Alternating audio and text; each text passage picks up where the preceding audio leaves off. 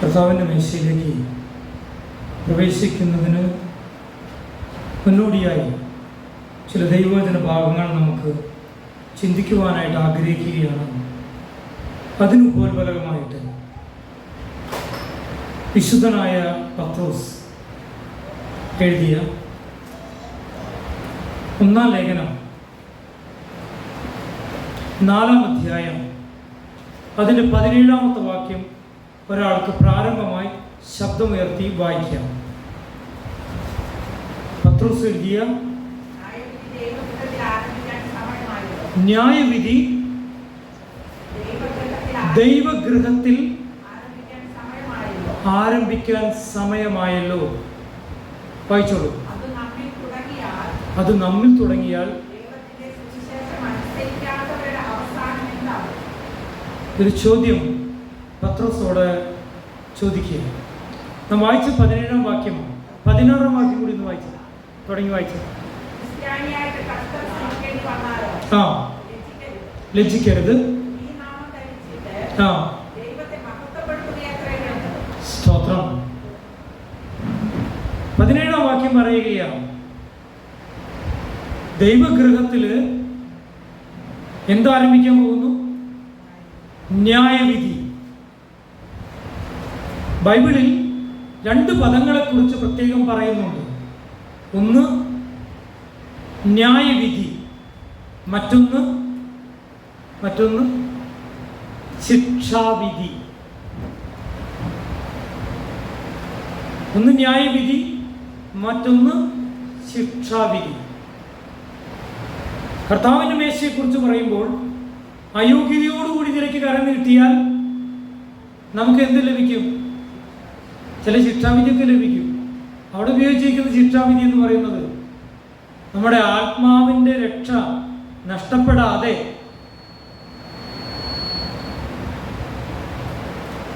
നമ്മെ മാനസാന്തരത്തിലേക്ക് വഴി നടത്താൻ കഴിയുമോ എന്നുള്ള ആ രീതിയിലാണ് അവിടെ രേഖപ്പെടുത്തിയിരിക്കുന്നത്. ബൈബിളിൽ കൃത്യമായി 2 കാര്യങ്ങൾ പറഞ്ഞിട്ടുണ്ട്: ന്യായവിധി, ശിക്ഷാവിധി. ആർക്കാണ് ശിക്ഷാവിധി?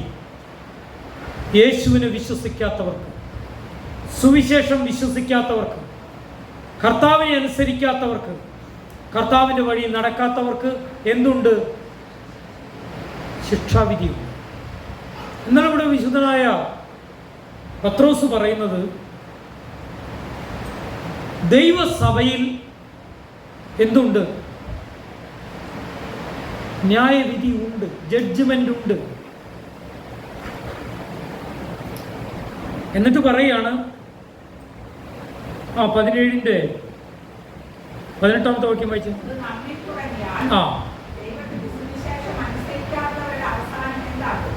Price the Lord.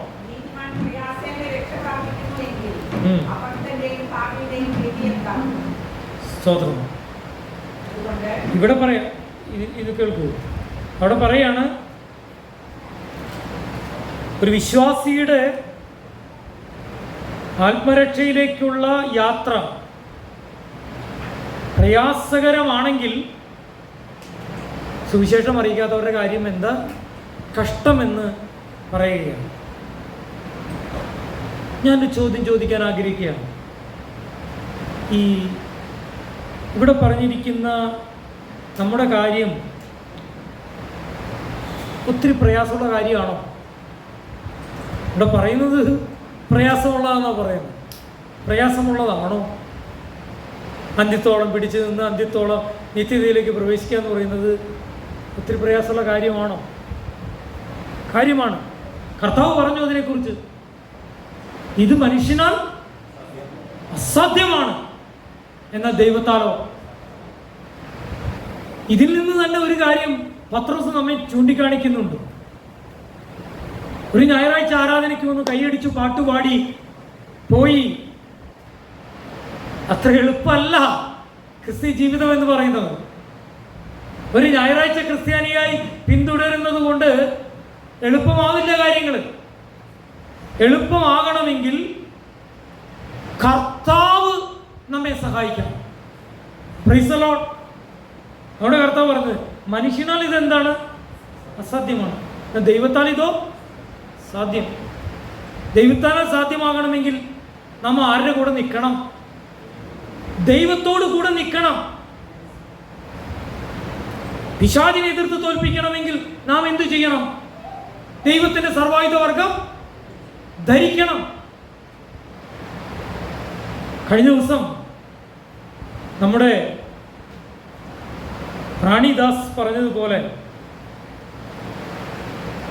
അവരുടെ പ്രസംഗം ഇംഗ്ലീഷിൽ കേട്ടിട്ട് ഷാജി പത്രോസ് ബ്രദർ എന്നോട് പറഞ്ഞേ, നമ്മൾ ദാവീദിനെ കുറിച്ചാണല്ലോ ദാവീദിൽ നിന്നാണല്ലോ മുഴുവൻ പഠിച്ചത്. ഫെലിസ്തീനായി ഗോലിയാത്തിൽ നിന്ന് കുറച്ച് പഠിക്കാനുണ്ടോ? ഗോലിയാത്തിൽ നിന്ന് കുറച്ച് പഠിക്കാനുണ്ട് എന്നാണല്ലോ ഈ പ്രസംഗം കേട്ടപ്പോൾ മനസ്സിലായത് എന്ന് പറയാനിടയാണ്. എന്തായിരുന്നു ഗോലിയാത്തിൽ നിന്ന് പഠിക്കാൻ കഴിഞ്ഞത്? ഗോലിയാത്ത് ആ ദേശത്തുള്ള ജനങ്ങളിൽ ഏറ്റവും ഉയരമുള്ളവനായിരുന്നു. ശരിയല്ലേ? മല്ലനായ ഗോലിയാത്ത്. ചങ്ങാതി കംപ്ലീറ്റ് പോർച്ചട്ടയ്ക്ക് ഇട്ടുകൊണ്ട് ആരെ വെല്ലുവിളിക്കുക?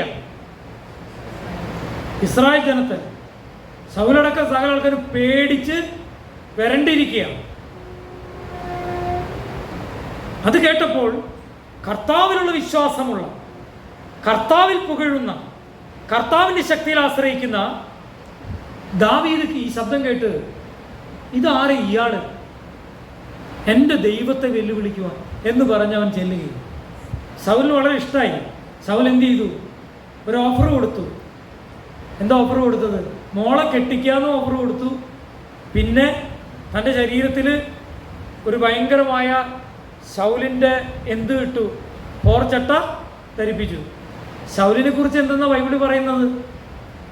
ഓ, രാജാവാകാൻ യോഗ്യനായിരിക്കുന്ന പേഴ്സണാലിറ്റിയുള്ള, ഉയരമുള്ള, സൗന്ദര്യമുള്ള ആളായിരുന്നു ആര്? ശൗല്. ശൗലിൻ്റെ പോർച്ചട്ട ദാവീദിന് പറ്റുമോ? ദാവീദ് ഉയരം കുറവുള്ളവനായിരുന്നു. ഇട്ട് നോക്കിയപ്പോൾ നടക്കാൻ തന്നെ പറ്റണില്ല. വേഗം എന്ത് ചെയ്തു? ഇതൊന്നും എനിക്ക് വേണ്ടെന്ന് പറഞ്ഞു. പോകുന്ന വഴി താൻ എന്ത് ചെയ്തു? നിങ്ങൾക്ക് എല്ലാവർക്കും അറിയാം, 5 കല്ലെടുത്തു. എത്ര കല്ല്?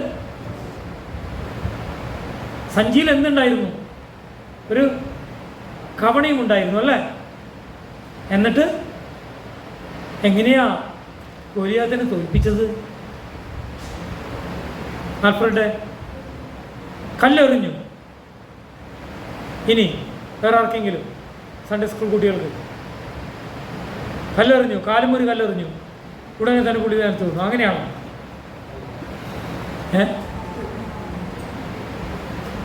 എവിടെ? നെറ്റിൽ ഇവിടെ എറിഞ്ഞത്, ഇവിടെ കൊണ്ടത്. ഉടനെ താൻ ബോധരഹിതനായി വീണു, ബോധം കെട്ടുപോയി. ഉടനെ തൻ്റെ ആയുധം ഉപയോഗിച്ച് തന്നെ അവസാനിപ്പിച്ചു. റാണിദാസ് ഇങ്ങനെ പറഞ്ഞു, നാം പിശാചിനെ എതിർത്ത് നിൽക്കണമെങ്കിൽ ദൈവത്തിൻ്റെ സർവായുധ വർഗം ധരിക്കണം. ഗോലിയാത്ത് തോൽക്കാനുള്ള പ്രധാനപ്പെട്ട കാരണം എന്താണെന്നറിയാമോ? പറഞ്ഞോ? പരിചയം ഉണ്ടായിരുന്നില്ല ആരുടെ കയ്യിൽ? ഗോലിയാത്തിൻ്റെ കയ്യിൽ. പിന്നെ ആരുടെ കയ്യിലാണ് ഉണ്ടായിരുന്നത്? ആരുടെയെങ്കിലും കയ്യിലുണ്ടായിരുന്നോ? ഒരു ഭൃത്യൻ്റെ കയ്യിലുണ്ടായിരുന്നു. ഭൃത്യനെന്തോ ഒരു ഉയരുണ്ട്. എന്തായാലും ഗോലിയാത്തിൻ്റെ അത്ര ഉയരില്ലല്ലോ. അപ്പോ ഗോലിയാത്തിൻ്റെ ഭൃത്യൻ വലിപ്പമുള്ള ആ പരിചയം എടുത്തുകൊണ്ട് ഇങ്ങനെ നിൽക്കുമ്പോൾ അവനേക്കാൾ ഉയരമുള്ള തൻ്റെ തലയുടെ ആ നെറ്റിയുടെ നടുക്കിലേക്ക് ആര്? ദാവീദ് കവണയിലൂടെ കല്ലെറിയുവാനായിട്ട്. Praise the Lord. 2 കാര്യങ്ങൾ അതിൽ നിന്ന് പഠിക്കാനുണ്ട്. എതിരെ വരുന്ന ആയുധങ്ങളെ തടുക്കുവാൻ നമുക്ക് എന്ത് വേണം? വിശ്വാസം എന്ന പരിചയം വേണം. ഉറപ്പുള്ള വിശ്വാസം ഉണ്ടായിരിക്കണം. രണ്ടാമത്തെ കാര്യം,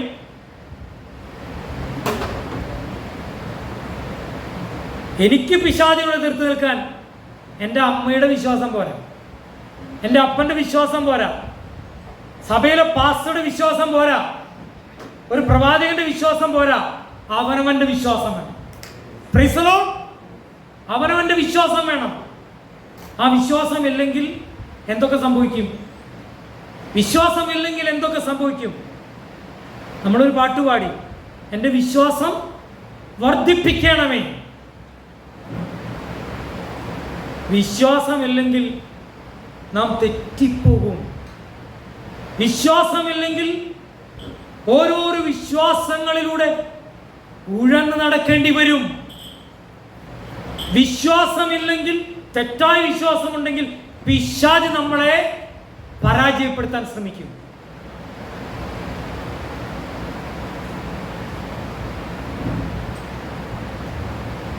പത്രോസ് 2-ാം ലേഖനം എഴുതിയപ്പോൾ വിശദമായി ഇതിനെക്കുറിച്ച് എഴുതി. വിശദമായിട്ട്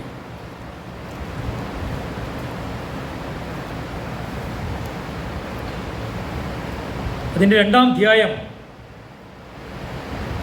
1-ാം വാക്യം ഒരാൾ വായിച്ചു.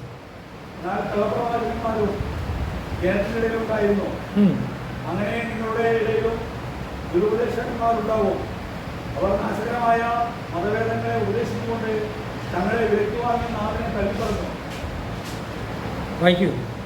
തങ്ങൾക്ക് തന്നെ ശീഘ്രനാശം വരുത്തും. അവരുടെ ദുഷ്കാമ പ്രവൃത്തികളെ പലരും അംഗീകരിക്കും. അവർ നിമിത്തം സത്യമാർഗം ദുഷിക്കപ്പെടും. അടുത്ത വാക്യം.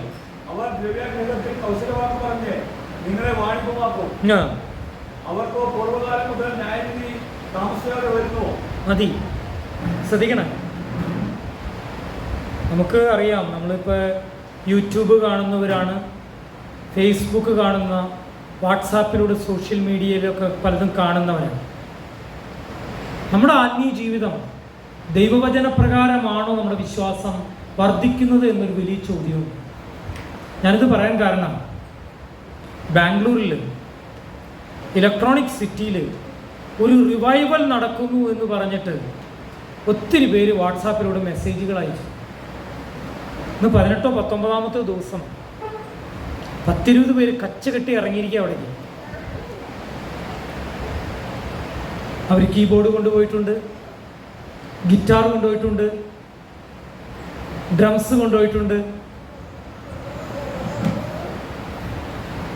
കയ്യൊന്ന് നീട്ടിക്കഴിഞ്ഞാൽ വീഴാനും ഒച്ചയെടുക്കാനും പറ്റി കുറേ പേരെ കൊണ്ടുപോയിട്ടുണ്ട്. അങ്ങനെ സംഘം പോയിട്ടുണ്ട്. ഇതിൻ്റെ ആദ്യ ദിവസങ്ങളിൽ തന്നെ ഈ സഭയിലുണ്ടായിരുന്ന കാനഡയിലുള്ള ഒരു സഹോദരി, ഇതോ റിവൈവൽ, എവിടെ, ബാംഗ്ലൂരിൽ വലിയ റിവൈവൽ നടക്കുന്നു എന്ന് പറഞ്ഞിട്ട് ഒരു ഗ്രൂപ്പിൽ പോസ്റ്റ് ചെയ്തു. ഉടനെ തന്നെ ഞാൻ അതിൻ്റെ താഴെ ഒരു ചെറിയ മെസ്സേജ് അങ്ങോട്ട് ഇട്ടു. ഉടനെ തന്നെ ആ അയച്ച 2 മെസ്സേജും ഡിലീറ്റ് ചെയ്തു. ആരെങ്കിലും പറഞ്ഞാലല്ലേ ഡിലീറ്റ് ചെയ്യുള്ളൂ. എന്താ അവിടെ സംഭവിക്കുന്നത്? കുറച്ചു പേർ വിചാരിച്ചാൽ ഒരു റിവൈവൽ നടക്കുമോ? എന്താണ് റിവൈവൽ? പാപബോധം വന്ന് മാനസാന്തരപ്പെട്ട് ദൈവത്തിന് വേണ്ടി വേർതിരിഞ്ഞ് കൂട്ടം കൂട്ടമായി കർത്താവിലേക്ക് അടുക്കുന്നതാ റിവൈവൽ എന്ന് പറയുന്നത്. അല്ലാതെ കുറെ വാഗ്ദാനങ്ങൾ പറയുന്നതല്ല, വാഗ്ദത്തങ്ങൾ പറയുന്നതല്ല. വിദേശത്തും സ്വദേശത്തുമുള്ള കറൻസികൾ വീട്ടിലേക്ക് വരുമെന്ന് പറയുന്നതല്ല, പലവിധ വാഹനങ്ങൾ വരുമെന്ന് പറയുന്നതല്ല. അതൊന്നുമല്ല റിവൈവൽ. തെറ്റായ ഉപദേശക്കാർ. എന്തുകൊണ്ട് ഇവർ തെറ്റായ ഉപദേശക്കാരെന്ന് പറയാം? ദൈവത്തിന്റെ വചനം വായിച്ചാൽ നമുക്കറിയാൻ കഴിയും. പത്രോസ് ലേഖനത്തിൽ എഴുതിയപ്പോൾ ഇങ്ങനെ പറഞ്ഞു. കുറേ ആൾക്കാരെ കുറിച്ച് ഈ 2-ാം അധ്യായത്തിൽ പറയുന്നുണ്ട്. അതായത്, അനീതിയുടെ കൂലി കൊതിച്ച് എങ്കിലും അകൃത്യത്തിൻ്റെ ശാസന കിട്ടി ഉരിയാടക്കഴുത മനുഷ്യവാക്കായി ഉരിയാടി പ്രവാചകന്റെ ബുദ്ധിഭ്രമത്തെ തടുത്തുവല്ലോ. അപ്പോൾ ബിലയാമിനെ കുറിച്ച് പറയുന്നുണ്ട്. കള്ളപ്രവാചകനാണ്. ആരാ? കള്ളപ്രവാചകൻ. എന്താ കള്ളപ്രവാചകൻ എന്ന് പറഞ്ഞത്? പറഞ്ഞത് തെറ്റാണോ? പറഞ്ഞത് തെറ്റായിരുന്നോ? പറഞ്ഞത് തെറ്റൊന്നും അല്ലായിരുന്നു. പക്ഷേ അവൻ്റെ പണക്കൊതി മൂത്തിട്ട് അവൻ ദൈവജനത്തെ തെറ്റിക്കുവാനുള്ള ഉപദേശവും കൂടെ പറഞ്ഞു എന്നുള്ള സത്യം. നമ്മൾ വിചാരിക്കും പറയണത് അച്ചിട്ടായി ശരിയായി കഴിഞ്ഞ് കഴിഞ്ഞാൽ അവൻ ബെസ്റ്റ് പ്രവാചകനെന്ന് വിശ്വസിക്കുന്ന കാലം മാറിപ്പോയിരിക്കുന്നു. ഹല്ലേലൂയ. പുതിയ നിയമത്തിൽ കള്ളപ്രവാചകന്മാരെ കുറിച്ചും കള്ള ഉപദേഷ്ടാക്കന്മാരെ കുറിച്ചും ഒക്കെയും ധാരാളം പറഞ്ഞിട്ടുണ്ട്. എന്നാൽ പത്രോസ് പറയാൻ ശ്രമിച്ചത് ഇവർ പറയുന്ന കാര്യത്തെക്കുറിച്ച് മാത്രമല്ല, ഇവരുടെ സ്വഭാവത്തെക്കുറിച്ചും കൂടി. ഈ പത്രോസിന്റെ 2-ാം ലേഖനം നിങ്ങൾ മനസ്സിരുത്തി പഠിക്കണം. ഈ ഒരാഴ്ച നിങ്ങളുടെ വീട്ടിൽ നിങ്ങൾ ഓരോ അധ്യായങ്ങൾ വായിക്കണം, തെറ്റുകൾ മനസ്സിലാക്കണം. എന്തുകൊണ്ടാണ് ഞാനിത് പറയുന്നത്? ചില ആൾക്കാർ അവരിത് വിധിക്കല്ലേ, പാസ്റ്ററെ വിധിക്കല്ലേ, അവിടെ നടക്കട്ടെ, അവർ പിശാചിനെ പുറത്താക്കട്ടെ. നോക്കുമ്പോൾ ആൾക്കാർ ഓടി വരുന്നു, കയ്യിൽ തൂങ്ങുന്നു, കെട്ടിപ്പിടിക്കുന്നു. ഇത് ഫയർ വിങ്സിൽ ഉണ്ടായിരുന്ന വിന്നിച്ചായം പറഞ്ഞ് അതേ പിടിയാന്ന് പറഞ്ഞിട്ട് ഒച്ചയക്കണേ. എന്തുകൊണ്ട് ഇത് പരസ്യമായിട്ട് ഞാൻ പറയാൻ കാരണം, എനിക്ക് നേരിട്ട് പരിചയമുള്ള ആളാണ് ഫിന്നി സ്റ്റീഫൻസൺ. വിശ്വാസത്തിൽ വരുന്നതിന് മുമ്പ് 18 വയസ്സുള്ളപ്പോൾ ഞങ്ങൾ ഒരുമിച്ച് ഒരു സംഘടനയുടെ സംസ്ഥാന പ്രസിഡന്റും വൈസ് പ്രസിഡന്റുമായി ഇരുന്നതാണ്. ഒരു കാര്യം ഞാൻ പറയാം, ഞാൻ കത്തോലിക്ക സഭയിൽ നിന്ന് കത്തോലിക്ക സഭയിലെ അനാചാരങ്ങളും അവിടെ ഉണ്ടായിരുന്ന ദൈവവചനത്തിന് വിരുദ്ധമായ കാര്യങ്ങളും മനസ്സിലാക്കിയിട്ട് പുറത്തു വന്ന വ്യക്തിയാണ്. ഇന്നലെ ട്രെൻഡ്സിൽ പൈസ കുറവിന് ഡ്രസ്സ് കിട്ടുമെന്ന് പറഞ്ഞപ്പോൾ എന്തായാലും ഇവിടേക്ക് പോണേക്കാളും മുമ്പ് എവിടേക്ക്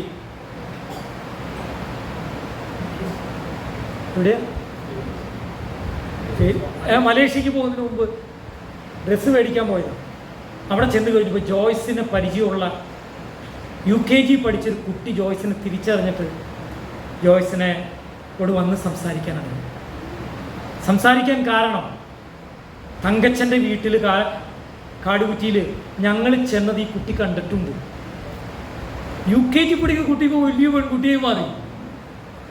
അവരുടെ അപ്പനും ബാക്കി എല്ലാവരും ജോയ്സ് പെട്ടെന്ന് വർത്താനമൊക്കെ പറഞ്ഞു. ഞാനവിടെ ചെന്ന് കഴിഞ്ഞപ്പോൾ പുള്ളിക്കാരൻ പറഞ്ഞു ഞങ്ങളുടെ അയൽവക്കാരനാണ്, അതിൻ്റെ അപ്പുറത്തെ വീടും ഇപ്പുറത്തെ വീടും 2 വീടും പുള്ളിയുടെയാണ്. എന്താ പേര് പറഞ്ഞത്? പേര് മറന്നു, ഞാനും മറന്നുപോയി. അതെ, എന്നോട് പറയാം. അതേ, ഞാൻ തങ്കച്ചനോട് പലപ്പോഴും പറയാറുണ്ട്, നമ്മൾ എന്തിനീ കത്തോലിക്ക സഭയിൽ നിന്ന് മാറിക്കൊണ്ട കാര്യം? ഞാൻ കിട്ടിയ സമയം കൊണ്ട് കത്തോലിക്ക സഭയുടെ അനാചാരങ്ങളെക്കുറിച്ച് അതിൽ നിന്നുകൊണ്ട് ഒരാൾക്ക് സ്വർഗത്തിലേക്ക് പ്രവേശിക്കാൻ സാധ്യമല്ല എന്ന സത്യം ഞാൻ ആ മനുഷ്യനോട് പറയാനായിട്ടിടേ. ട്രൻസാണ്, അവിടെ ആൾക്കാർ വന്നിട്ടുണ്ട്, അതൊന്നും ഞാൻ നോക്കിയില്ല. കിട്ടിയ അവസരം എന്തായാലും ഒരു ടീച്ചറുടെ കൊച്ചിൻ്റെ ടീച്ചർ ബഹുമാനപൂർവ്വം കണ്ട ടീച്ചറുടെ ഭർത്താവല്ലേ, കിട്ടിയ ചാൻസ് ഞാൻ ശരിക്ക് പറയുവാനായിട്ടുണ്ട്. ഞാൻ പറയാൻ കാരണം എന്താ അറിയാം, ഈ റിവൈവൽ ഉണ്ടാക്കാൻ നടക്കുന്നവരുണ്ടല്ലോ, അവർ പോയി ഒറീസയിൽ ഗ്രഹാം സ്റ്റെയിൻ മരിച്ചടക്കിയ സ്ഥലത്ത് അവർ കടന്നുപോയി. ഈ റിവൈവൽ ഉണ്ടാക്കാൻ പോയവർ ഫിന്നി സ്റ്റീഫൻ സാമുവൽ പോയി, റീസൺ തോമസ് പോയി, വേറൊരാളും പോയി. അവിടെ ചെന്നിട്ട് എന്നെ അത്ഭുതപ്പെടുത്തി പോയി. അവരെന്ത് ചെയ്തെന്നറിയാമോ? അവരാ മരിച്ച അടക്കിയ കല്ലറയുടെ അവിടെ ചെന്ന് നിന്നുകൊണ്ട് കൈകൂപ്പിക്കൊണ്ട് ഇങ്ങനെ പ്രാർത്ഥിച്ചു, ഗ്രഹാം സ്റ്റെയിൻസേ ഞങ്ങളോട് ക്ഷമിക്കണം. ആരോട്? ഗ്രഹാം സ്റ്റെയിൻസേ ഞങ്ങളോട് ക്ഷമിക്കണമേ, ഇന്ത്യക്കാരായ ഞങ്ങളോട് ക്ഷമിക്കണമേ, ഇന്ത്യക്കാരായ ഞങ്ങൾ അങ്ങയെ ചുട്ടുകൊന്നു, ഞങ്ങളോട് ക്ഷമിക്കണമേ. സത്യത്തിലുണ്ടല്ലോ, ഒരു പുളിവാറിൽ എൻ്റെ കയ്യിലുണ്ടെങ്കിൽ, ഞാനൊരു ജഡികനാണെങ്കിൽ തലങ്ങും വിലങ്ങും അവരെ തുടക്കി 4 പൂശിയാണ്. കാരണം എന്താണെന്നറിയാമോ? സെബസ്ത്യാനോസ് പുണ്യാള ഞങ്ങൾക്ക് വേണ്ടി അപേക്ഷിക്കണമേ, അൽഫോൻസാമേ ഞങ്ങൾക്ക് വേണ്ടി അപേക്ഷിക്കണമേ എന്ന് പറഞ്ഞ അതേ അന്ധകാരത്തിന്റെ ആത്മാവ അവരിൽ വ്യാപരിച്ചെന്ന് ബുദ്ധിയുള്ളവർക്ക് മനസ്സിലായി. ഇന്ന് വരെ അവർ ആ തെറ്റിൽ നിന്ന് പിന്മാറിയിട്ടില്ല. അവർ മാനസാന്തരപ്പെട്ട് പരസ്യമായി പറഞ്ഞിട്ടില്ല. പിന്നെ ഒരു വിഡ്ഢിത്തരം കൂടി ചെയ്തു. ഗ്രഹാം സ്റ്റെയിൻ ഇംഗ്ലീഷിൽ അറിയുള്ളൂ. അവർ ഇംഗ്ലീഷിൽ കടലാസിൽ എഴുതിയിട്ട് പോയി. ഇംഗ്ലീഷിൽ പറഞ്ഞാലാണല്ലോ ഗ്രഹാം സ്റ്റെയിന് മനസ്സിലാവുള്ളൂ. ഇവരാണ് റിവൈവൽ ഉണ്ടാക്കാൻ നടക്കുന്നത്. അതുകൊണ്ടാ പത്രോസിന്റെ ലേഖനത്തിൽ പറയുന്നു, നായ തന്റെ ഛർദിയിലേക്ക് തിരിയുന്നത് പോലെ എന്ന് ഈ 2-ാം ലേഖനത്തിൽ രേഖപ്പെടുത്തിയിരിക്കുക. അന്ത്യകാലത്ത് നടക്കുന്ന കാര്യങ്ങളാണ്. ഏതിൽ നിന്ന് നമ്മളെ വീണ്ടെടുത്തുവോ, ഏതിൽ നിന്ന് നമ്മെ വേർതിരിച്ചുവോ, ഏത് സുവിശേഷത്താൽ നമ്മെ രക്ഷിച്ചുവോ അതെല്ലാം മറന്ന് ഛർദിച്ചതിലേക്ക് തന്നെ പുറകോട്ട് പോകുന്ന അനുഭവം.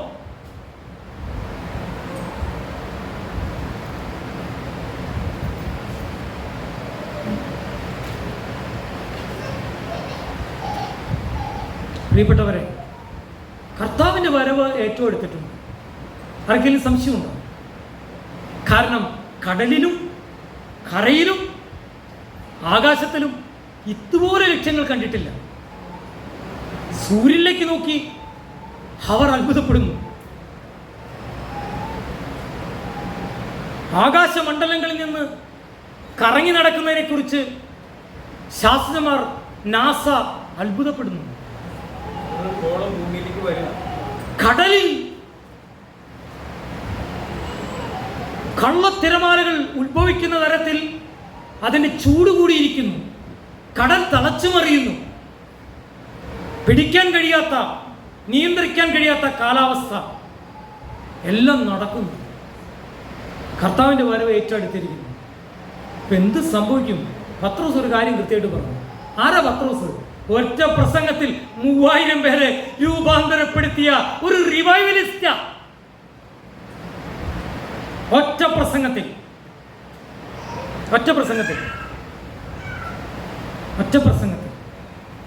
അദ്ദേഹം പറഞ്ഞു.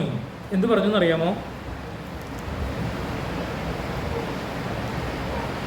തങ്ങളെ വിലക്കി വാങ്ങിയ നാഥനെ തള്ളിപ്പറഞ്ഞ് തങ്ങൾക്ക് തന്നെ ശീഘ്രനാശം വരുത്തും.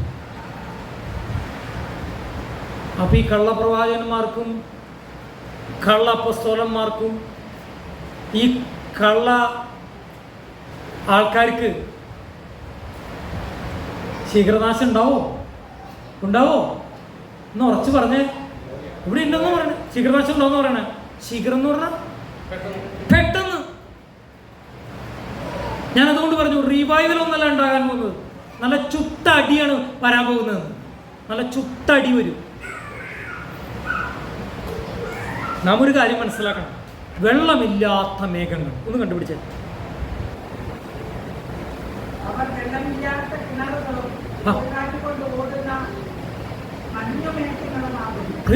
എത്രാമത്തെ വാക്യം? 2:17.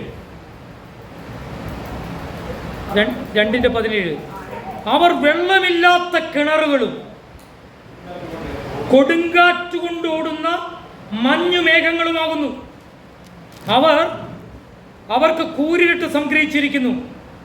വഴി തെറ്റി നടക്കുന്നവരോട് ഇപ്പോൾ അകന്നു വന്നവരെ ഇവർ വെറും വമ്പ് പറഞ്ഞ് ദുഷ്കാമ പ്രവർത്തികളാൽ കാമഭോഗങ്ങളിൽ കുടുക്കുന്നു.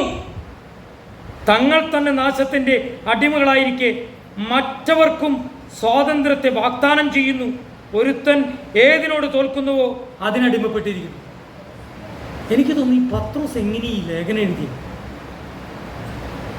കഴിഞ്ഞ ദിവസം ഞാൻ ചിന്തിക്കുക, ഒരു വിദ്വാൻ അവിടെ നിന്ന് പറയുക, പണ്ട് കാലത്തെ ജോസഫിനെ കുറിച്ചൊക്കെ പറയുന്നു. ജോസഫിൻ്റെ പ്രത്യേകത എന്താ? ജോസഫ് നമുക്ക് ഹീറോ ആയിരുന്നു. എന്താ ജോസഫിൻ്റെ ഹീറോ? ജോസഫ് വ്യഭിചാരത്തെ വെറുത്തു. അല്ലേ? അങ്ങനെയല്ലേ രേഖപ്പെടുത്തിയത്? ഇപ്പോഴതൊന്നും അല്ല വിഷയം എന്നാ പറയുന്നത്. അതൊക്കെ പഴഞ്ചൻ വിഷയമായി. അതൊന്നുമല്ല വിഷയം. ഈ ജോസഫിന്റെ പേരും പറഞ്ഞ് ഇനി നടക്കണ്ട. കാരണം എന്താ? പാപം പച്ചവെള്ളം പോലെ കുടിക്കുന്ന അനുഭവമാണ് കാണുന്നത്. ഞാൻ നിങ്ങളോട് തുറന്നു പറയാം, നമ്മുടെ ചുറ്റുമുള്ള പല സഭകളിലും കടന്നു പോകുന്ന യൗവനക്കാരായ ചിലരുടെ ഇൻസ്റ്റഗ്രാമിൽ വന്നിരിക്കുന്ന പല കാര്യങ്ങളും ഞാൻ കാണുവാനായിട്ടിടയിൽ. കള്ളൊക്കെ എടുത്തു വെച്ച് എന്ത് അഭിമാനത്തോടു കൂടിയാ ഇൻസ്റ്റഗ്രാമിൽ പോസ്റ്റ് ചെയ്യുന്നത്. കള്ളും കുപ്പി വെച്ച് കള്ളു കുടിക്കുന്നത്.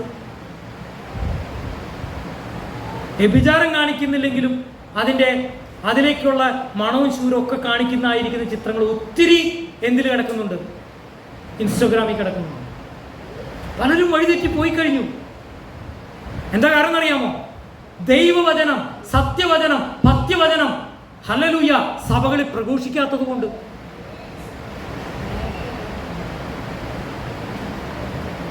ഇവിടെ ഒരു കൂട്ടർ പറയുന്നു സ്വാതന്ത്ര്യം, നമുക്ക് സ്വാതന്ത്ര്യമുണ്ട്, നമുക്ക് ഭയങ്കര സ്വാതന്ത്ര്യമുണ്ട്, തെറ്റ് ചെയ്യാനുള്ള സ്വാതന്ത്ര്യം ഉണ്ടെന്ന്. ചില ആൾക്കാർ പറയുന്നു നമുക്ക് കൃപയുണ്ട്, നമുക്ക് കൃപയുണ്ട്, ഹൈപ്പർ ഗ്രേസ് ഉണ്ട്, നമുക്ക് ഗ്രേസ് ഉണ്ട്, ഗ്രേസ് ഉണ്ട്, ഗ്രേസ് ഉണ്ട്, കൃപയുണ്ട്. കൃപ മാത്രം മതിയോ? എന്തിനുള്ള സ്വാതന്ത്ര്യം മാത്രം മതിയോ? പോരാ. നാം കൃപയിൽ വളരണം, സത്യത്തിൽ അടിസ്ഥാനപ്പെടണം, പ്രത്യാശയിൽ മുന്നോട്ട് പോകണം.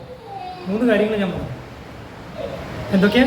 ഒന്ന്, കൃപയിൽ വളർന്നേ പറ്റൂ. രണ്ടാമത്തത്, സത്യത്തിൽ അടിസ്ഥാനപ്പെടണം. മൂന്നാമത്തെ കാര്യം, നാം പ്രത്യാശയിൽ വളർന്നു വരണം. പ്രത്യാശയില്ലാത്തവന് ജഡിക ജീവിതം. ഈ ലോകത്തിൽ എന്തെങ്കിലും കിട്ടിയാൽ മതി, ബസ് കിട്ടിയാൽ മതി, കാറ് കിട്ടിയാൽ മതി, ലോറി കിട്ടിയാൽ മതി, സമ്പത്ത് കിട്ടിയാൽ മതി, വീട് കിട്ടിയാൽ മതി, പണം കിട്ടിയാൽ മതി, യൂറോ കിട്ടിയാൽ മതി, ഡോളർ കിട്ടിയാൽ മതി, ഇതൊക്കെ കിട്ടിയാൽ മതി. 1-ാം ലേഖനത്തിൽ പത്രോസ് പറയുകയാ, ഭാര്യ എങ്ങനെയായിരിക്കണം, ഭർത്താവ് എങ്ങനെയായിരിക്കണം, ക്രിസ്തീയ ജീവിതം എങ്ങനെയായിരിക്കണം, എല്ലാം കൃത്യതയോടെ പറയാം. 1-ാം അധ്യായത്തിൽ, 1-ാം ലേഖനത്തിൽ. ആ ലേഖനത്തിൽ തന്നെ പറയാണ് ദൈവസഭയിൽ എന്തു തുടങ്ങുമെന്ന്? ജഡ്ജ്മെന്റ് തുടങ്ങും. അപ്പം എൻ്റെ ചോദ്യം, അങ്ങനെയാണെങ്കിൽ ദൈവസഭയിൽ ജഡ്ജ്മെന്റ് തുടങ്ങുമെങ്കിൽ നമുക്ക് എങ്ങനെ നിൽക്കാൻ കഴിയും? നമ്മുടെ പ്രാർത്ഥനാ ജീവിതം ഉയരണം, ദൈവത്തോടുള്ള അനുസരണം ഉയരണം, ദൈവത്തെ ആരാധിക്കുന്ന അനുഭവം ഉയരണം, കൂടിവരവുകളുടെ എണ്ണം വർദ്ധിക്കണം, അനേകരോട് കർത്താവിനെ കുറിച്ച് സാക്ഷ്യം പറയണം. ഇങ്ങനെ മുന്നോട്ട് പോയാൽ കാര്യം എളുപ്പമാവും. ഇതൊന്നും ചെയ്യാതെ ലോകത്തിന് വേണ്ടി മാത്രം പോയാൽ നമ്മുടെ ക്രിസ്ത്യ ജീവിതം തളരുന്ന അനുഭവത്തിലേക്ക് വരുവാനായിട്ട് കഴിയും. ഞാൻ ഇങ്ങനൊരു വാക്ക് പറയാൻ ആഗ്രഹിക്കുക. സംഗീതത്തിൻ്റെയും മാനസാന്തരമില്ലാത്ത കുറെ കാര്യങ്ങളുടെയും പുറകിൽ നിന്നുകൊണ്ട്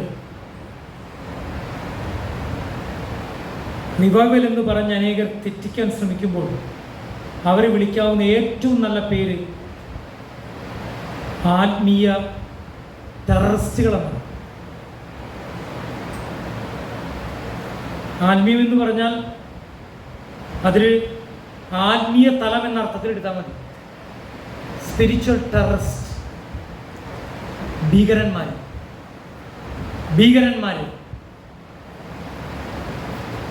ഈ കാലഘട്ടത്തിൽ നാം ഏറ്റവും ശ്രദ്ധിക്കേണ്ട കാര്യം ദുരുപദേശം, കള്ളപ്രവാചകന്മാർ, കള്ള ഉപദേഷ്ടാക്കന്മാർ, അവർ വെളിച്ചദൂതന്റെ വേഷം കെട്ടിവരും. പലർക്കും അവരെക്കുറിച്ച് എതിർപ്പ് പറയാൻ തന്നെ പേടിയാണ്. പറഞ്ഞാൽ എന്താവും? പക്ഷെ ഞാനൊരു കാര്യം പറയാം. ദൈവത്തിൻ്റെ വചനം സൂക്ഷ്മമായിട്ട് വായിച്ചാൽ നമുക്ക് മനസ്സിലാക്കാൻ കഴിയും എങ്ങനെയാണ് ജീവിക്കേണ്ടതെന്ന്, എങ്ങനെയാണ് കർത്താവിനെ കാത്തിരിക്കേണ്ടതെന്ന്, എങ്ങനെയാണ് വിശുദ്ധിയെ തികയ്ക്കേണ്ടതെന്ന്, എങ്ങനെയാണ് മറ്റുള്ളവർക്ക് മാതൃകയാകേണ്ടതെന്ന്. അതുകൊണ്ട് നമുക്ക് ചിലപ്പോൾ കഷ്ടമുണ്ടാകാം, നമുക്ക് ചിലപ്പോൾ പ്രയാസങ്ങൾ ഉണ്ടാകാം, നമുക്ക് ചിലപ്പോൾ പ്രതിസന്ധി ഉണ്ടാകാം. എന്നാൽ കർത്താവിൽ ആശ്രയിച്ചാൽ ആ പ്രതിസന്ധിയെയും കഷ്ടങ്ങളെയും അതിജീവിക്കുവാനുള്ള ദൈവകൃപ കർത്താവ് നമുക്ക് നൽകും. അതിനുവേണ്ടി കോംപ്രമൈസ് ചെയ്യാൻ പോകരുത്. ഈ പത്രോസിൻ്റെ 2-ാം ലേഖനം നന്നായി ഒന്ന് വായിക്കണം. കർത്താവിൻ്റെ വരവിൽ പ്രത്യാശ വയ്ക്കണം. ദൈവവചന സത്യത്തിൽ അടിസ്ഥാനപ്പെടണം. കള്ളപ്രവാചകന്മാരെയും ദുരുപദേഷ്ടക്കാരെയും തിരിച്ചറിയണം. എല്ലാവരും പറയുന്ന ഈ പ്രവചനവും ഈ റിവൈവൽ എന്നിവർ തെറ്റിദ്ധരിക്കപ്പെടാൻ ആരും ഇടയാകും.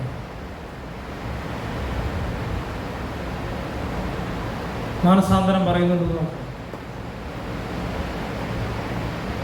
മാനസാന്തരം ദൈവവചനത്തിൻ്റെ അടിസ്ഥാനത്തിലുള്ള കാര്യങ്ങളാണോ പറയുന്നതെന്ന് നോക്കണം.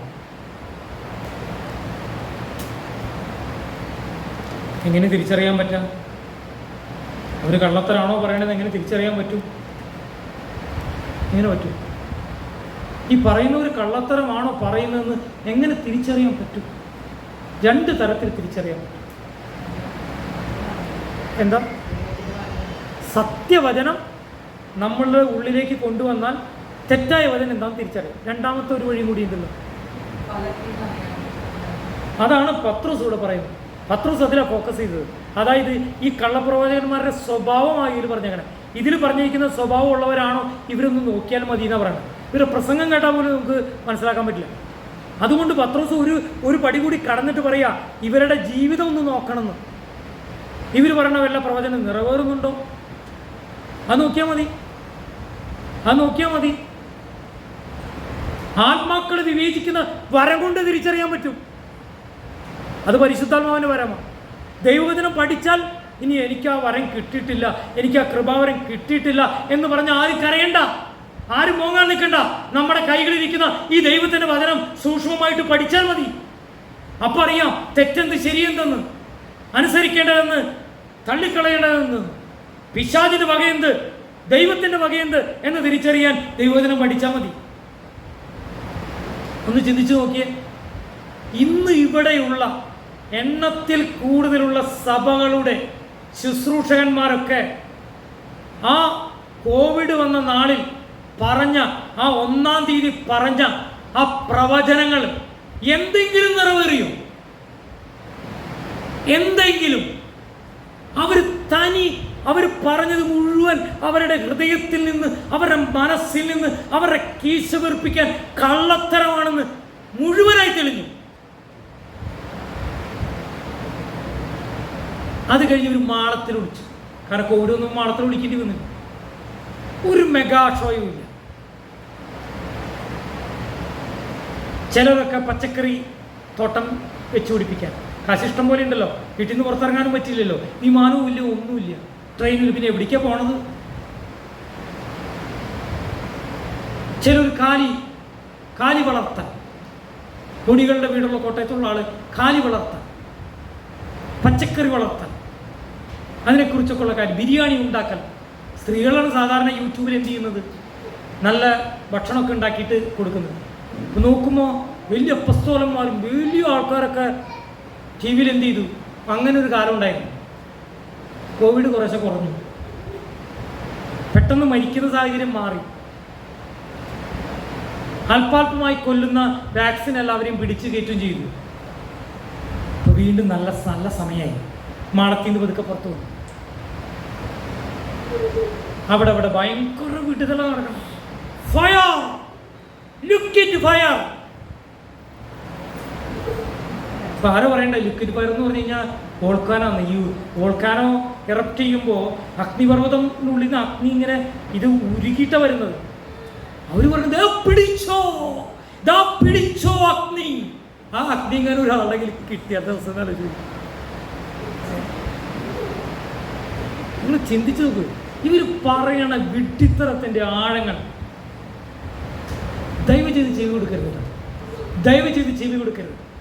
ഈ കള്ളത്തരക്കാരെ തിരിച്ചറിയണം. നിങ്ങളിൽ ആരും ഒന്ന് വീണു പോകരുത്. നിങ്ങളിലാരും ആ കള്ളത്തരത്തിൽ വീണു പോകരുത്. നിങ്ങളാരും ആ വീഡിയോകൾ പ്രൊമോട്ട് ചെയ്യരുത്. മനസ്സിലാക്കണം, അവർക്ക് ശീഘ്രനാശം വരാൻ പോകുന്നു. അവരുടെ കൂടെ നിങ്ങളും ശീഘ്രനാശത്തിലേക്ക് പോകരുത്. ആരൊക്കെ പോയിക്കോട്ടെ, പാട്ടുകാർ പോയിക്കോട്ടെ, ഏലപ്പാറ പോയിക്കോട്ടെ. അപ്പൊ ആൾക്കാർക്ക് എന്റെ ദൈവമേ, ഏലപ്പാറ എങ്ങനെ ഉള്ളിപ്പെട്ടു, എത്ര നല്ല പാട്ട് എഴുതിയേക്കണേ ഏലപ്പാറ. എതിർക്കാൻ പറ്റണില്ലേ? കാരണം അത്ര നല്ല പാട്ടുകളത് എഴുതിയത്. അത്ര നല്ല പാട്ടെഴുതിയവനെ കൊണ്ട് ചെയ്യിപ്പിച്ചാലേ കുറെ വിശുദ്ധന്മാര് കുഴിയിൽ വീഴുള്ളൂ. ഇത് പിശാചിനറിയാം. പറഞ്ഞു മനസ്സിലാവണം നിങ്ങൾക്ക്. മനോഹരമായി ആത്മാവിൽ നിറഞ്ഞ് പാട്ടുകൾ എഴുതി ആയിരക്കണക്കിന് ആൾക്കാർ ഹല്ലേലൂയ അവരുടെ ദുഃഖത്തിലും അവരുടെ പ്രയാസത്തിലും അവരുടെ വിശ്വാസം വർദ്ധിപ്പിക്കാനും ഇവരുടെ പാട്ടുകൾ പാടിയവർ ഇവർ ചെന്ന് നിൽക്കുന്ന കുഴിയിൽ ചെന്ന് വീഴുവാനുള്ള പിശാചിന്റെ തന്ത്രമത്രേ ഈ പറയുന്ന തെറ്റായിരിക്കുന്ന റിവൈവൽ. നിങ്ങൾക്ക് മനസ്സിലായി ഞാൻ പറഞ്ഞത്? എന്തുകൊണ്ട് കർത്തൃമേശയുടെ മുന്നിൽ ഇത്രയും പറയുന്നത്? ഈ കർത്തൃമേശ എന്ന് പറയുന്നത് ഒരു ശരിയായ ഉപദേശത്തിന്റെ പ്രദർശനം, യഥാർത്ഥമായ സുവിശേഷത്തിന്റെ വ്യാപനത്തിന്റെ ഓർമ്മിപ്പിക്കുന്ന ചടങ്ങ്. നിന്നെ ഞാൻ ഒരു നാളും കൈവിടില്ല, നിന്നെ ഞാൻ ഒരു നാളും ഉപേക്ഷിക്കില്ല. നീ പാപം ചെയ്താലും നീ മാനസാന്തരപ്പെട്ട് തിരിച്ചു വന്നാൽ ഞാൻ നിന്നെ സ്വീകരിക്കും. അന്ത്യത്തോളം ഞാൻ നിന്റെ കൂടെ ഉണ്ടായിരിക്കും. നിനക്ക് ഞാൻ ഒരുക്കിയ നിത്യത ഞാൻ നിനക്ക് തന്നിരിക്കും. അതിന് തെളിവായത്. അല്ലെങ്കിൽ ഇത് വേണ്ട. കർത്താവിന്റെ മേശയിലേക്ക് കരഞ്ഞിട്ടുമ്പോൾ അവന്റെ മരണത്തെ നാം പ്രസ്താവിക്കുന്നു, അവന്റെ വരവ് വരോടെയും മരണത്തെ പ്രസ്താവിക്കുന്നു. അതുകൊണ്ട് കള്ളത്തരം ചെയ്തു പാപവും പാപമില്ലായ്മയും കൂടി കൂടിക്കലർത്തിയും തെറ്റും ശരിയും ഇടകലർത്തിയും പോകുന്ന ഒരു ലോകത്ത് നിന്ന് വക്രതയും കോട്ടമുള്ള തലമുറയിൽ നിന്ന് നാം വേർപെട്ടിരിക്കണം. നാം വേർപെട്ടിരിക്കുന്ന ഇതിൽക്കാരൻ എത്തിയാൽ 3 കാര്യങ്ങൾ ലഭിക്കും.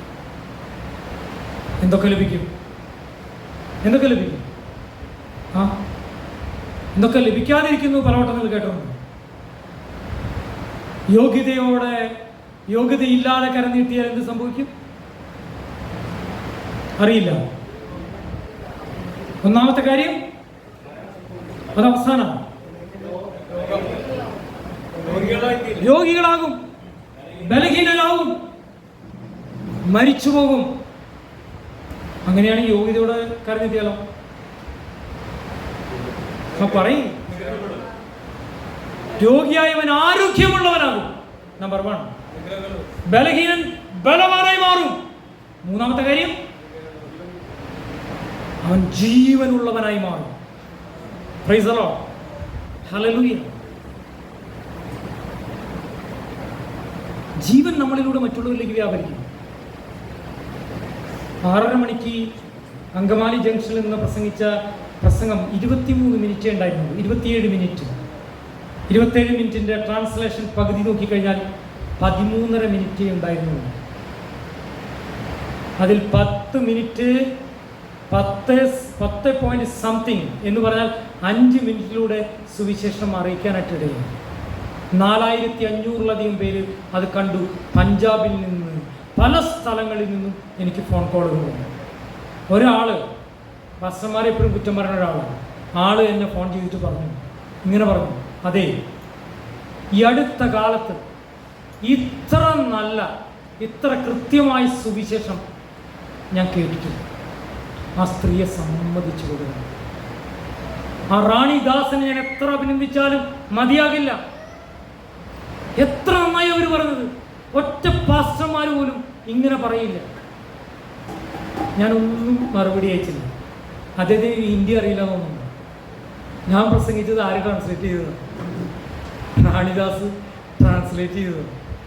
അവർ വിചാരിച്ചു റാണിദാസ് പ്രസംഗിച്ചിട്ട് ഞാൻ ഫാസ്റ്റ് അവരുടെ ഇത് പ്രസംഗം ട്രാൻസ്ലേറ്റ് ചെയ്ത് ഓർത്ത് ദൈവത്തെ സ്തുതിക്കുന്നു എന്നൊക്കെ പറഞ്ഞിട്ടാ എന്നെ അഭിനന്ദിച്ചത്. കുഴപ്പമില്ല, കാരണം അവരെ ഞാൻ അഭിനന്ദിക്കുന്നു. കാരണം അറിയുന്നു, ഒരു രാത്രി മുഴുവൻ അവരിൽ നിന്ന് പ്രാർത്ഥിച്ചിട്ടാണ് അത് ട്രാൻസ്ലേറ്റ് ചെയ്യാൻ വന്നത്. ഞാൻ അവരോട് പ്രസംഗിക്കാൻ പറഞ്ഞു. അവർ പറഞ്ഞു, ഇല്ല പാസ്റ്റർ പ്രസംഗിച്ചാൽ മതി, ഞാൻ ട്രാൻസ്ലേറ്റ് ചെയ്ത് തുടങ്ങുന്നു. ആദ്യമായിട്ട് പരസ്യബോധത്തിൽ നിന്ന് ട്രാൻസ്ലേറ്റ് ചെയ്യുന്നു. ഒരു കാര്യം എനിക്കറിയാം, എന്തെന്നറിയാമോ? സമർപ്പണത്തോടെ നിൽക്കുന്നുവെങ്കിൽ, സുവിശേഷം അറിയിക്കുന്നവൻ്റെ കാലുകൾ എത്ര മനോഹരം എന്ന് ദൈവത്തിൻ്റെ വചനം പറയുമ്പോൾ പ്രാർത്ഥനയോടെ ഒരുക്കത്തോടെ ആഗ്രഹത്തോടെ നിൽക്കുന്നുവെങ്കിൽ ദൈവത്തിൻ്റെ അഭിഷേകം നമ്മുടെ വ്യാപരിക്കും. അത് ജീവനായി വ്യാപരിക്കും. അത് അനേക സംസ്ഥാനങ്ങളിൽ ചലനമുണ്ടാക്കും. അത് ഉത്തർപ്രദേശിൽ ചലനമുണ്ടാക്കിയിരിക്കുന്നു. അത് ബീഹാറിൽ ചലനമുണ്ടാക്കിയിരിക്കുന്നു. അത് മഹാരാഷ്ട്രയിൽ ചലനമുണ്ടാക്കിയിരിക്കുന്നു. അത് അങ്കമാലിയിൽ ചലനമുണ്ടാക്കിയിരിക്കുന്നു. വിവിധ ദേശങ്ങളിലൊക്കെ ചലനമുണ്ടാക്കിയിരിക്കുന്നു. ഞാൻ പറഞ്ഞതിൻ്റെ അർത്ഥം നിങ്ങൾക്ക് മനസ്സിലായോ? അതായത് കർത്താവിന് വേണ്ടി നിൽക്കാൻ തയ്യാറായിട്ട് ദൈവവചനപ്രകാരം ജീവിക്കാൻ, തെറ്റിനെ തെറ്റെന്ന് പറയാനുള്ള ആർജവത്തോടുകൂടി കർത്താവിന് വേണ്ടി നിൽക്കാൻ തയ്യാറാകുന്നുവെങ്കിൽ തെറ്റിപ്പോകാൻ ഇടയാകില്ല. അന്ത്യകാലത്ത് കർത്താവ് ഏറ്റവും കൂടുതൽ നമ്മെ ഓർമ്മിപ്പിച്ചിരിക്കുന്നത് തെറ്റായ ഉപദേഷ്ടാക്കന്മാരുണ്ടാകും. പുതിയ നിങ്ങൾ മുഴുവൻ പഠിച്ചോ, അതിൽ ഭൂരിപക്ഷം പറഞ്ഞിരിക്കുന്നത് തെറ്റായ ഉപദേശങ്ങളെക്കുറിച്ചുള്ള ഓർമ്മിപ്പിക്കലാണ്. പത്രോസ് മറ്റെല്ലാവരും പറഞ്ഞിരിക്കുന്നത് തെറ്റായ ഉപദേശം എന്താണെന്ന് വെച്ചാൽ, പത്രോസ് പറഞ്ഞത് തെറ്റായ ഉപദേശക്കാരുടെ സ്വഭാവം ഫലമാണ് പറഞ്ഞത്.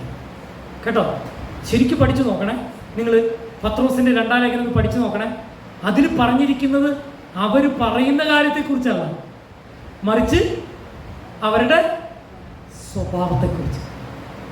അവരുടെ സ്വഭാവത്തിൽ എങ്ങനെയായിരിക്കും? അവർ പെണ്ണുങ്ങളെ വശീകരിക്കുമോ? അവർ നുണ പറയുമോ? അവർ പറയണ വല്ല പ്രവചനം നേരെയാവുമോ? അവർ പിശാചിൻ്റെ ആൾക്കാരെന്ന് പറഞ്ഞല്ല വരിക, പക്ഷെ അവർ തങ്ങളുടെ കീഴെ മറ്റുള്ളവരെ അടിമകളാക്കുന്ന സൂത്രങ്ങൾ എന്താ, എല്ലാം കൃത്യമായിട്ട് ഇങ്ങനെ സ്വഭാവങ്ങളെ പരിശുദ്ധാത്മാവ് പത്രോസിന് പറഞ്ഞു കൊടുക്കും.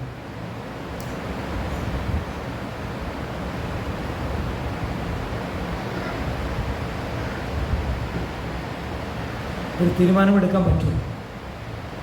ദൈവവചനം പഠിക്കാൻ, തെറ്റ് തിരിച്ചറിയാൻ തക്കവണ്ണം, തെറ്റിനെ ചൂണ്ടിക്കാണിക്കാൻ തക്കവണ്ണം ഒന്നും പറ്റിയില്ലെങ്കിൽ, ഒറ്റ കാര്യം ഒന്നും പറ്റിയില്ലെങ്കിൽ, നോഹയെക്കുറിച്ച് ഇങ്ങനെ പറഞ്ഞു എബ്രായ ലേഖനത്തിൽ. നോഹ തൻ്റെ കുടുംബത്തിന് വേണ്ടി എന്ത് ചെയ്തു? പെട്ടകം. ഞാൻ ആലോചിച്ചു, ഇത്രയധികം വർഷം നോഹ ഇങ്ങനെ പ്രസംഗിച്ചല്ലോ, നീതിപ്രസംഗിയായിട്ട്. എന്താ ഈ നീതിപ്രസംഗി? മറ്റൊക്കെ സുവിശേഷം പ്രസംഗിക്കാന്നല്ല പറഞ്ഞു, അല്ലേ? എന്തായിരിക്കും നീതിപ്രസംഗി എന്ന് വെച്ചാൽ അർത്ഥം? ഞാൻ കുറേ നാളെ കർത്താവിനോട് ചോദിച്ചു, കർത്താവ് ഈ നോഹ ശരിക്കും സുവിശേഷം പ്രസംഗിച്ചിട്ടുണ്ടോ? നോഹ എങ്ങനെ നീതിപ്രസംഗി എന്ന് പറയുന്നത്? എന്താ അതിൻ്റെ അർത്ഥം? ഇന്ന് ഇംഗ്ലീഷ് ആരാധനയിൽ സിസ്റ്റർ വാഞ്ചി 20 മിനിറ്റ് സമയം കൊടുത്തു. സ്ത്രീകൾക്കൊക്കെ സമയം വരാൻ പോകുന്നുണ്ടോ? മറക്കല്ല, 20 മിനിറ്റ് സമയം കൊടുത്തു. അവർ പറഞ്ഞു, നോഹ ചെയ്തത് മുഴുവൻ കർത്താവിൻ്റെ നീതിപ്രകാരം താൻ നടക്കുകയായിരുന്നു. അത് കണ്ട ജനം മുഴുവൻ അതൊരു പ്രസംഗമായി അത് ഉൾക്കൊള്ളുവാനായിട്ടിടയായിന്ന്. എൻ്റെയും നിങ്ങളുടെയും ജീവിതം ദൈവവചന പ്രകാരം ദൈവവചനത്തിന് അനുസരണമായി ജീവിച്ചാൽ അത് ഒരു നീതി പ്രസംഗമായി നമ്മുടെ ജീവിതം മാറും. നമ്മൾ രൂപാന്തരപ്പെടും. മറ്റുള്ളവർ നമ്മുടെ ജീവിതം കണ്ട് രൂപാന്തരപ്പെടും.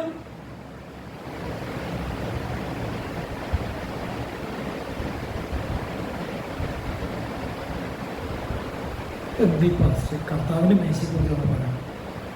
ഈ പത്രോസിന്റെ ലേഖനത്തിൽ നിന്ന് കള്ള ഉപദേഷ്ടാക്കന്മാരും കള്ള പ്രവാചകന്മാരെ കുറിച്ചാണ് പറയുന്നത്. കർത്താവിൻ്റെ പീഡാനുഭവത്തെക്കുറിച്ച് പറഞ്ഞ് ഒന്ന് കരഞ്ഞ് ഒന്ന് എല്ലാവരും ഒന്ന് വികാരത്തിലായി ഇതിലേക്ക് കരം നീട്ടി ഒരു സമൃദ്ധിയോടുകൂടി കടന്നു പോകാനാണല്ലോ എല്ലാവരും ആഗ്രഹിച്ചത്. ഇവിടെ നിന്ന് കടന്നു പോകുമ്പോൾ നാം പോകുന്ന എവിടേക്കാണ്? വക്രതയും കോട്ടമുള്ള തലമുറയിലേക്കാണ്. ആത്മീയ വ്യഭിചാരം നടക്കുന്ന സ്ഥലത്തേക്കാണ്. കള്ളന്മാരാരാ വിശുദ്ധരെന്ന് തിരിച്ചറിയാത്ത സ്ഥലത്തേക്ക് നമ്മൾ കടന്നു പോകുന്നു. കോംപ്രമൈസ് ചെയ്യുന്നവരുടെ മധ്യത്തിലേക്ക് കടന്നു പോകുന്നു. അവിടെ ചെല്ലുമ്പോൾ നമുക്ക് വീഴാതെ നിൽക്കാൻ പറ്റുമോ? പറ്റണമെങ്കിൽ ഈ കള്ള ഉപദേഷ്ടാക്കന്മാരും കള്ള പ്രവാചകന്മാരും തിരിച്ചറിയണം. അതിന് ദൈവത്തിൻ്റെ വചനം നമ്മൾ അറിയണം, അത് പഠിക്കണം, അത് മനസ്സിലാക്കണം, അതനുസരിച്ച് ജീവിക്കാൻ തീരുമാനമെടുക്കണം. അപ്പോൾ ദൈവത്തിന് പ്രസാദമാണ്. അപ്പോൾ കർത്താവിൻ്റെ വരവ് വരെയും കർത്താവിൻ്റെ ഈ വരവിനെക്കുറിച്ചും ക്രൂശുമരണത്തെക്കുറിച്ചും പറയുവാനായിട്ട് നമുക്ക് എന്ത് ലഭിക്കും? ശക്തി ലഭിക്കും, ബലം ലഭിക്കും. ഇന്നത്തെ തീരുമാനം, ഇന്നെടുക്കേണ്ട തീരുമാനം, കർത്താവേ സത്യവചനത്തിന് വേണ്ടി ഞാൻ നിൽക്കും. ഒന്ന്. രണ്ടാമത്തെ തീരുമാനം, കള്ളപ്രവാചകന്മാരെയും കള്ള ഉപദേഷ്ടാക്കന്മാരെയും ലോകത്തിന്റെ മോഹങ്ങളിലേക്ക് ഇരുട്ടിലേക്ക് കൊണ്ട് തളയ്ക്കുന്ന ദുരുപദേശക്കാരെയും ഞങ്ങൾ വെറുക്കും, ഞങ്ങൾ അകന്നു നിൽക്കും. അവരെക്കുറിച്ച് ഞങ്ങളുടെ പ്രിയപ്പെട്ടവരോട് പറഞ്ഞ് മനസ്സിലാക്കും. ആ കെണിയിൽ ഞങ്ങൾ വീണുപോകുകയില്ല. സത്യസുവിശേഷത്തിൽ ഞങ്ങൾ നിൽക്കും. സത്യസുവിശേഷം ഞങ്ങൾ പറയും. സത്യസുവിശേഷത്തിനായി ഞങ്ങൾ ജീവിക്കാൻ ശ്രമിക്കും. ഞങ്ങൾ വീണു പോകുമ്പോൾ ഉടനെ തന്നെ മാനസാന്തരപ്പെടുവാൻ ഞങ്ങൾ തയ്യാറാകും. ശ്രദ്ധിക്കണേ, നാളെ ആകാം, മറ്റന്നാകാം എന്നല്ല. ഞാൻ തെറ്റ് ചെയ്താൽ ഉടനെ തന്നെ മാനസാന്തരത്തിനായിട്ട് ഞാൻ വളരെ തിരക്കോടുകൂടെ ഞാൻ എൻ്റെ ജീവിതത്തെ സമർപ്പിക്കും. ഇത്രയും തീരുമാനം എടുക്കാൻ പറ്റോ? ഇത്രയും തീരുമാനം എടുക്കാൻ പറ്റോ? പറ്റുമെങ്കിൽ ഇതിലേക്ക് പ്രാഗൽഭ്യത്തോടെ കരഞ്ഞിട്ടാം.